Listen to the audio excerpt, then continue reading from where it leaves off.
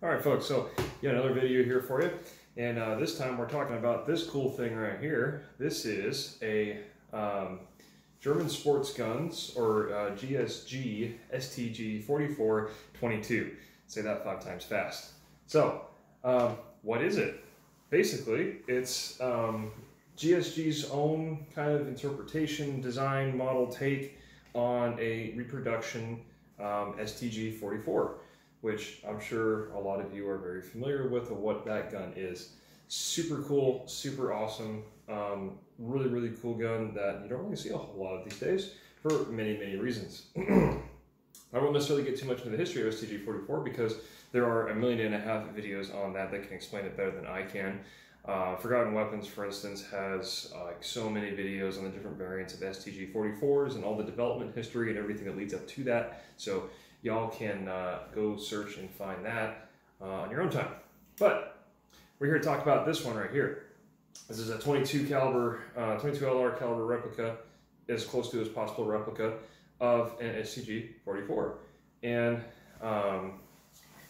pretty much, from what I can tell, and I'm not an STG 44 expert by any means.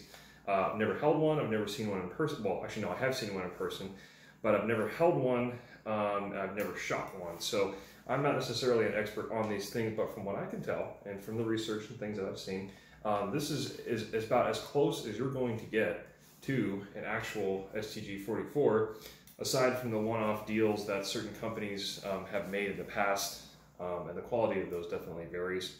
But disregarding all those one-off kind of reproduction models out there, this one is readily available, still in production as far as I know, and GSG really took their time and effort to get the dimensions, the weight, the feel, all the little stampings and detail on this as close as they could get, and still not have this thing, you know, cost an arm and a leg.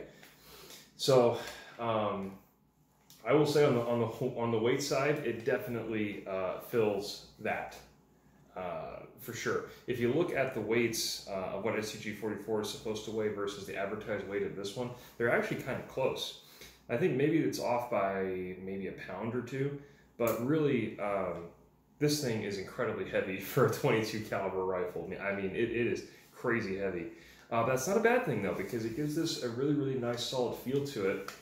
And you know, when you're firing 22s out of this, like it just doesn't recoil at all. It's really fun to shoot.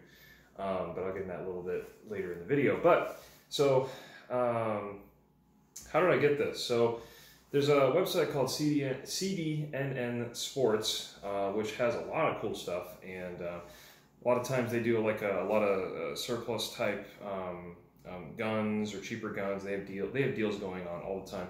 Pretty cool guys. I've never really had any issues ordering stuff from them, but they have really cool stuff, and sometimes they have deals on a lot of GSG products like this one.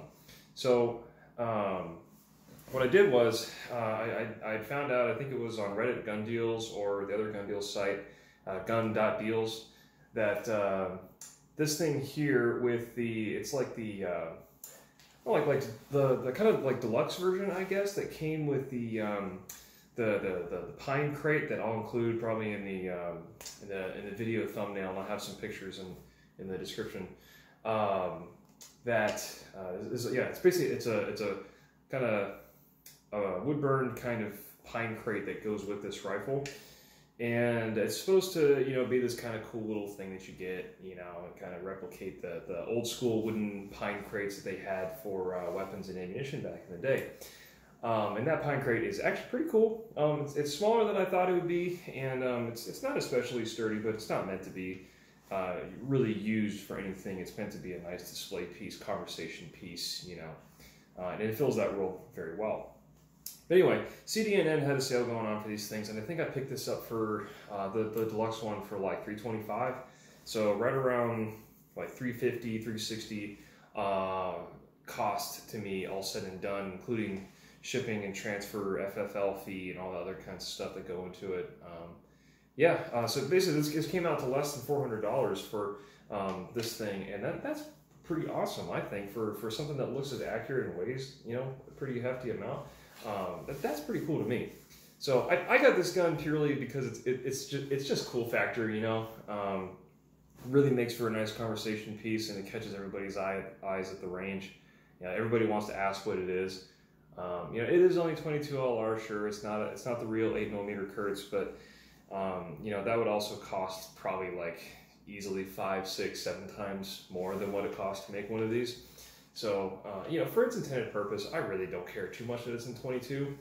It looks cool. It handles good. It shoots good. I just like it. It's cool. Purely cool factor gun. But that's not to say that this is not, you know, a practical plinking piece for sure. I will say this thing actually absolutely surprised me when it came to actual shooting performance. I expected it to be, you know, like if I get 2 inches at 25 yards or 50 yards with this gun, then I'm really coming ahead of the game. But as far as accuracy goes, this thing is very, very impressive actually for how diminutive it may seem on the inside. So there's an aftermarket accessory for, well, not aftermarket because GSG makes it, but at the rear sight base here, I'm gonna take the magazine out. The rear sight base here has like little flanges on each side right here that you can see.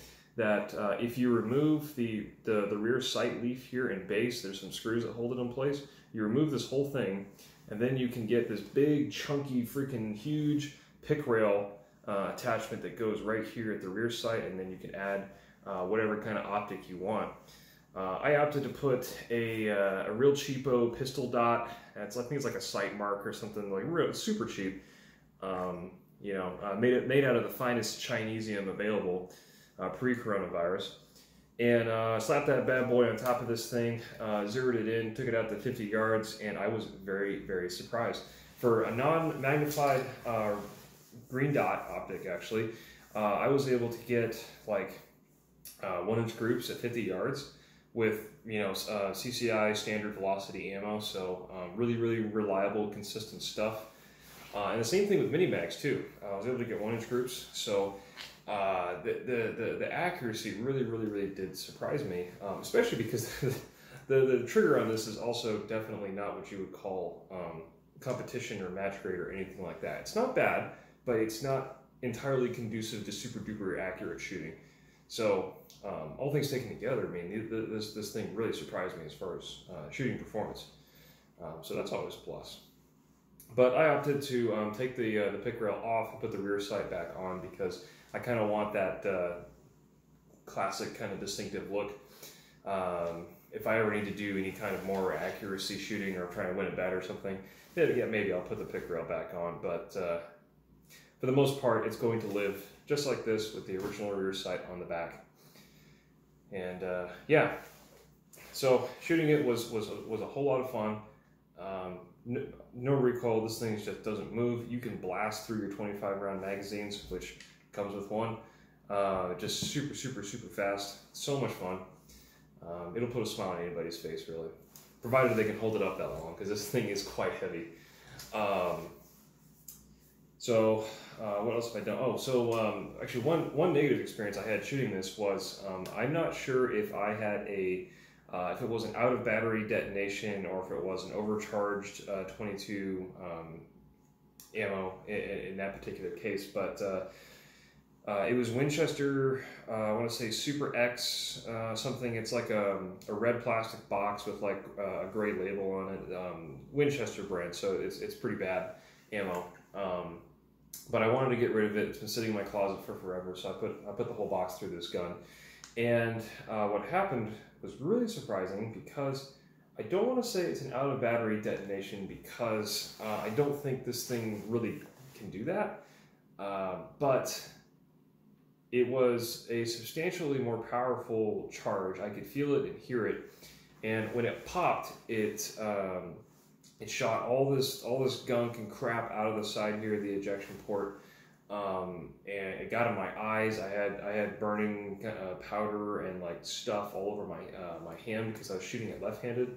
So you know, when I'm shooting it left-handed, the ejection port is on this side, not this side. So when it exploded, all that gunk comes flying out and hits my wrist right here, and that hurts.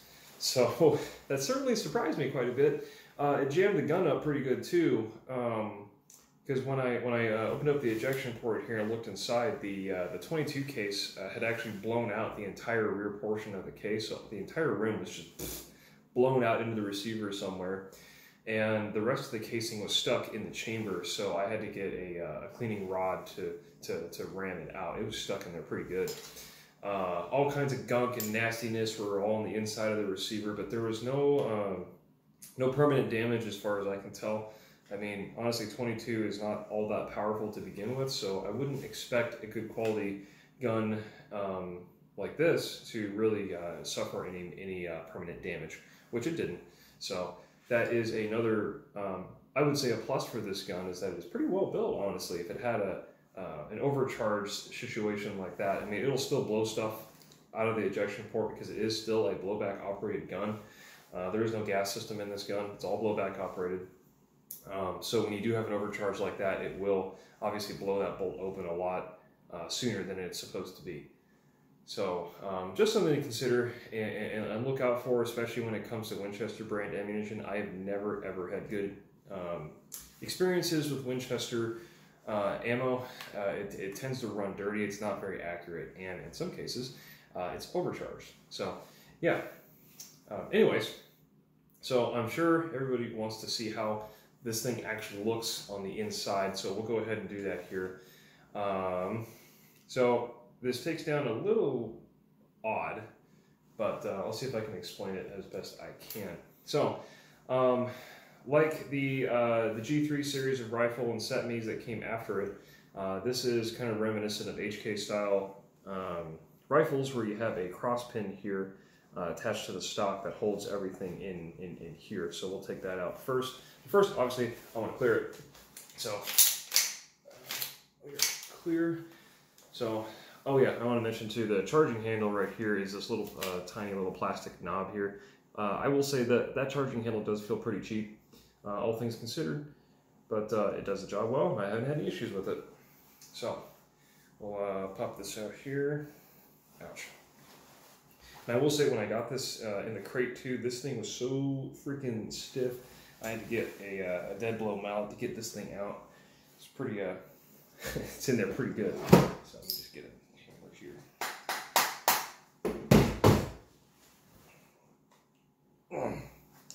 Yeah, that's in there good. Give me a second. Might need a punch, actually. It's in there really, really good.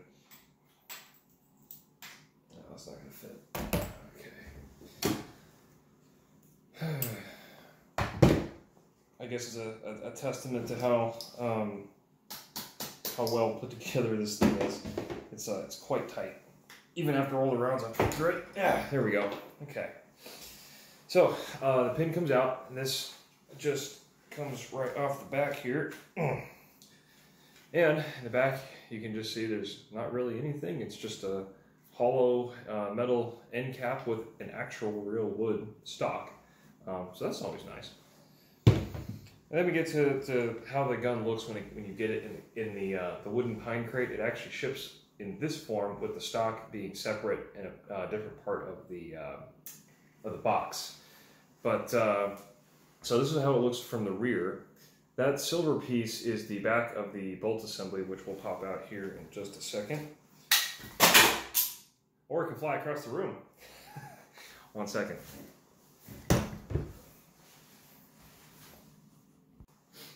Okay, and we're back. So I found the piece, found the end cap here. So this is the kind of recoil spring end cap here that sits at the very back of the receiver, and you can see that's the silver part that was in the stock previously before it launched all the way across the room. So this the lower receiver here hinges down. Looks kind of like a G3 PTR91 style kind of trigger group here. Looks very, very similar, but this part here, this pin, does not come out, and so this is attached as far as I know, and there's no way to remove it. As far as I've seen, at least, I don't want to remove it. So get a good look there at the trigger group. It looks very similar to a G3/semi rifle. Yeah, which is pretty understandable. The rifles took a lot of their lineage from this design for sure. So let's pop out the spring here and the other pieces that go into the bolt. See if I can get that out here. Let's lock that open. Okay. So this is basically about as far as we're going to get with this whole upper and lower receiver assembly. As far as I know, there's no way to get the charging handle out of the gun. I haven't really tried, but I don't know of any obvious way to do that. So I typically don't even bother because it doesn't really affect the function of the gun if I don't clean it. So we'll set this to the side, and we'll get into the inner workings of how this works. So we have a kind of a spacer cap here that just kind of fits in the receiver and make sure that all the components sit correctly where they're supposed to go. Recoil spring that sits on the top, and the rather odd-looking bolt assembly itself. And this looks unlike any other 22 that I've really worked with. It's quite strange. It is you have the bolt that's basically riding. This is the whole bolt here, and it rides on these two tracks on like this kind of metal frame. Looks like it's been brass. Maybe that's brass brazed or something? I'm not quite sure the exact terminology, but it's all put together pretty well, honestly. Even for a 22, you know, looks good to me. And of course, it has all the usual German proof and acceptance marks. So yeah, that means more to some people than others. I find comfort in it because I know it's going to be a pretty decent quality gun. At least it should be, anyways. So the cool thing about this, though, is this entire assembly is actually canted a little bit. So if you look at the, if that'll focus there, I don't know if it will. Focus. Anyway, so these rails here, these 2 points here sit in the receiver actually kind of canted, like to the side a little bit, because you can see the top portion here needs to be aligned with the top of the receiver, so it sits a little bit off to an angle, which I thought was pretty cool. So that's the gun field strip. Basically, it's a little bit obviously it is like nothing like an actual STG 44 because it's a 22. It has to be different. It's a simple blowback versus a gas operated system, or I should say or roller delayed, or it's a different system. So yeah, so let's put this back together. I'll start by putting the bolt back in once I get the trigger out of the way. And there are little cam tracks that are cut into the receiver, so this fits just right. Get that in there. And the charging handle is also the guide for the recoil spring. So put that back in there. Now the tricky part with this end spacer cap is remembering which way it's supposed to go. I don't remember every single time how it's supposed to be. I think it's supposed to be the other way. Yeah, there we go. I'll put this end cap back on. Squeeze this all together and hopefully hold it together so it doesn't fly across the room again. So let's get the end cap back on and get the cross pin through. All right, that should be put together.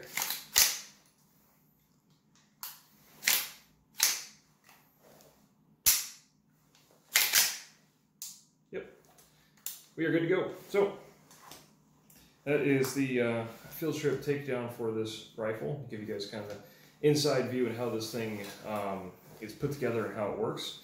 I'm not at all sure on what the exact terminology is for like the kind of metal or process they use to make this, how it is. It definitely doesn't feel like steel the entire way through, but it does have quite a lot of heft to it, and yeah, it just feels really solid, to be honest. It doesn't feel like a cheapo 22 like maybe some of their other offerings. But yeah, so yeah, this thing is just really cool. I like how it looks, I like how it handles, I like how it shoots. It's very, very accurate actually for what it is. And I got it for a pretty decent price. It came with that nice pine crate, and just overall, I'm very happy with this purchase. I bought it totally for cool factor, and it has not disappointed, that's for sure.